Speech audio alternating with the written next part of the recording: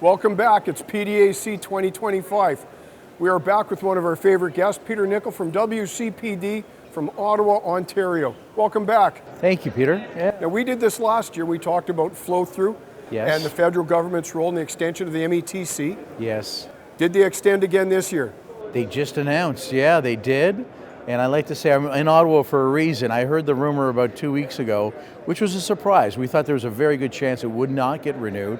Last year, they left it right the last 2 days. Yeah, and now that the government really isn't there, they're prorogued. But no, they're going to get it done. And Wilkinson knows how important mining is, and it was a nice present for PDAC. Yeah. So flow-through investors can still have their flow-through. Well, both the critical minerals and the non-critical, which includes gold and silver. Correct. That's right. That's right. And if we had lost it, then we would still be able to do structured flow.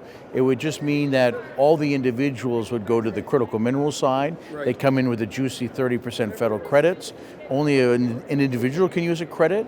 Our corporations, though, would fill in the gap, and there's a much bigger demand on the corporate side.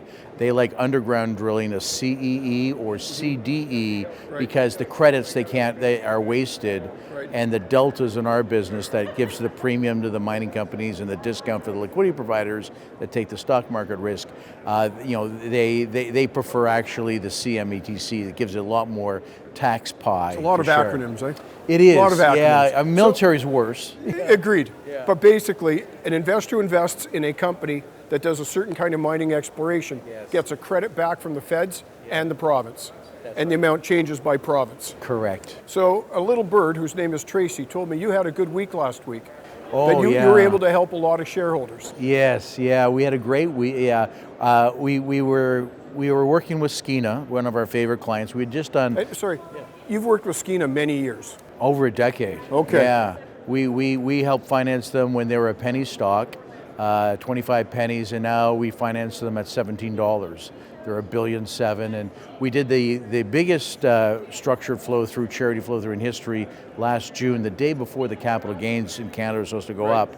That was a $100 million CDE. That's been going well. It's a $1 billion mine, and so they need a little bit more money. So they came to us about 3 weeks ago and said, we need 40 million more. So we were happy to oblige on that. And then we were surprised by Red Lake.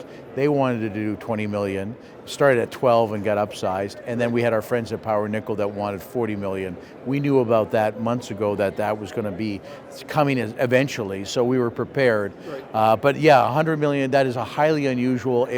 I would say because there was 3 companies, it might have been the best week, I think, in our 37 years as a company. And it's not that you have millions of dollars under the rug you go looking for. Right. You actually pair up individual investors with these companies. Correct. And that's your business is putting those two together. That's right, yes. So to give you some idea on numbers and how corporate CD does not have alternate minimum tax, we did 90 corporations to gobble up the 100 million.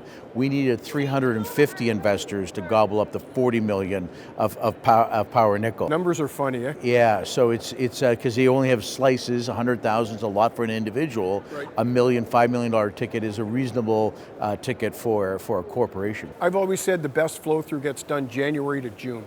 Yes. Because it gives people time to think and plan. Don't buy flow through in the last 2 weeks of December. And that's when the biggest demand, because people have waited too long, and then they might not even get it too, Peter, which is even worse. Yeah, we had about 20 million on our waiting list that didn't get filled this December, so they were quite upset. It happens most years. I think we've only had, in the 18 years we've done charity flow, I've only had 2 end of Decembers where I didn't have anyone on my waiting list. Yeah, and other than that, they always are disappointed, and we try to educate them to buy early. You get a better deal too, as the individual side, because the corporation, the issuers, and the liquidity providers know that you need the product by November, December, and then they demand more. It's funny you called it product, because from the investor standpoint, you're getting a credit on your income tax, which to them is the product. Yes. Then they get another credit when they donate to a charity, so that's their product. Yes. To the company, it's cash. Yes. And that's their product. That's right. So it's interesting, everybody looks at this from different angles and has a different sense of what the product is. That's right, and what the benefit is, yeah. So any other risks for 2025? Well, we're very lucky that the capital gains got pushed off to January 1st, 2026, and whatever party is in power will have to bring back that legislation. And my prediction and what I'm hearing in Ottawa is that no party, not even the NDP, want the capital gains back. So with Trump dropping taxes, potentially tariffs starting tomorrow, this is not the time to increase, or Canada the place to increase the capital gains. So I think it's dead for years to come, which is fantastic because flow-through shares are all capital gain. The adjusted cross base goes to zero.